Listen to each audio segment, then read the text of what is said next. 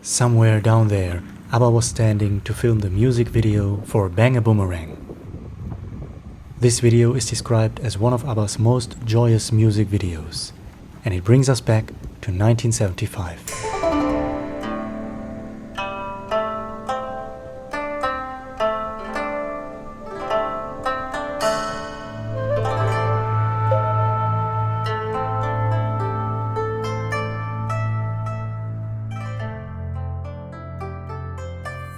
The year 1975 is an important milestone in ABBA's history of their international quest of becoming leading pioneers in music.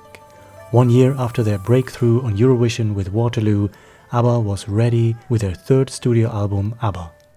On this channel, we explored 1975 extensively, the artwork and locations for their third album, the artwork for Greatest Hits with a surrealistic painting of ABBA as clam monsters, and just recently, the artwork for the same Greatest Hits album with a park bench photograph. Today we will explore one specific song, Bang-A-Boomerang, from ABBA's third album, and the filming of the music video. Paradoxically, Bang-A-Boomerang is not one of ABBA's big smash hits, but this song and the video seems to be quite important for the historic progress of ABBA as artists. Bang-A-Boomerang is a tremendous example of ABBA's iconic visual appearance and even more so of their hard work in the recording studio. It took 6 months to reach the final version and many attempts in several stages. So before we go down to see the filming location on the shore, let's explore the song itself. In August 1974, ABBA started recording sessions for their third album, which would be released in April the following year. Early on, in September 1974, the first version of Bang-A-Boomerang was recorded. This early version had completely different verses, a partially different chorus, and is described as being more relaxed, with an emphasis on acoustic guitars as well as additional trumpets, accordion, tambourine, and more synthesizer. The working title was Stop and Listen to Your Heart. When Agneta and Frida recorded their vocals, the lyrics had been changed to Bang-A-Boomerang. Their vocal performance on this early version is described as being unusually subdued. There are 3 different mixes of this version in the archives, as well as 2 instrumental singback versions. Nothing was ever released. Around the same time, ABBA recorded several other songs that would not make it to their next album and remained unreleased for the time being. So this period shows how ABBA gradually started to take their time in the recording studio. The early version of Bang-A-Boomerang is one of the first times that ABBA would consciously work on their songs for a long time, and it marks the beginning of their sophistication in the recording studio. So this early version is quite historic in ABBA's career, and it would be fascinating to listen to this first incarnation. We actually can listen to it somehow, but it's not ABBA's version. In 1975, a Danish singer recorded a Danish version of Bang-A-Boomerang, and this version is based on ABBA's unreleased first take. It was probably just by accident that the wrong tape was chosen from ABBA's archive to use it for the singer as a blueprint. ABBA's story with the song isn't over, and the song almost would not have been an ABBA song. In the autumn of 1974, Björn and Benny were asked to submit a song for Eurovision's pre-selection in Sweden. They chose Bang-A-Boomerang. Since ABBA won the year before and didn't want or need to participate again, the song was given to the Swedish duo Svenne and Lotta. Svenne Hedlund was the lead singer of Benny's band before ABBA, the Hepstars. Lotta was also in the band towards the end of the 60s, and Svenne and Lotta started to perform and work with Björn and Benny in the early 1970s. So here we are in January 1975, when Bang-A-Boomerang was restructured and re-recorded by Svenne and Lotta in the studio in Swedish and English. They competed with the song on Sweden's pre-selection of the Eurovision Song Contest. Svenne and Lotta's version became a hit in Sweden and subsequently something of a cult classic. But on the contest, it only ended up on number 3. ABBA was in the audience that night. A few weeks later, in March 1975, ABBA took the song back and recorded their own version again, the final version. Björn said, "We felt that Svenne and Lotta had had their chance with the song. They were meant to win the Swedish selection and get out in the world, and when that didn't happen, we thought, this song is really strong, we'll record our own version." They used the original backing track from Svenne and Lotta, remixed it, and had Agneta and Frida record their vocals. Because this new version was adopted for the singing range of Svenne and Lotta, Agneta and Frida complained that the key was much too high for them. They still nailed it terrifically. So 6 months after that first early recording, Bang-A-Boomerang finally became the ABBA song we know, and it became the closing track on side A of ABBA's third album. The song was also included on ABBA's Greatest Hits and even released as a single A-side in France.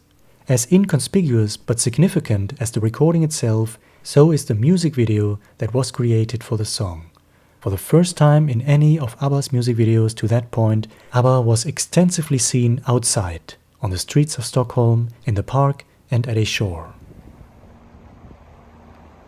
So right next to this school, here we are on the shore on which many scenes were filmed for Bang-A-Boomerang.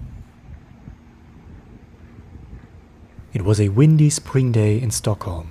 As described on ABBAOnTV.com, the video is full of hair blowing in the wind, of wonderful, happy smiles, which makes it probably ABBA's most joyous promo film.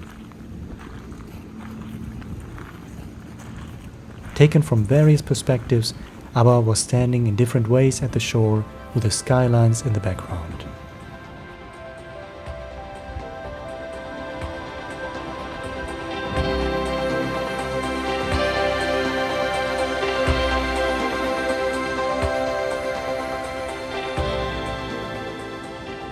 You can also recognize this meadow right at the shore on which ABBA was standing.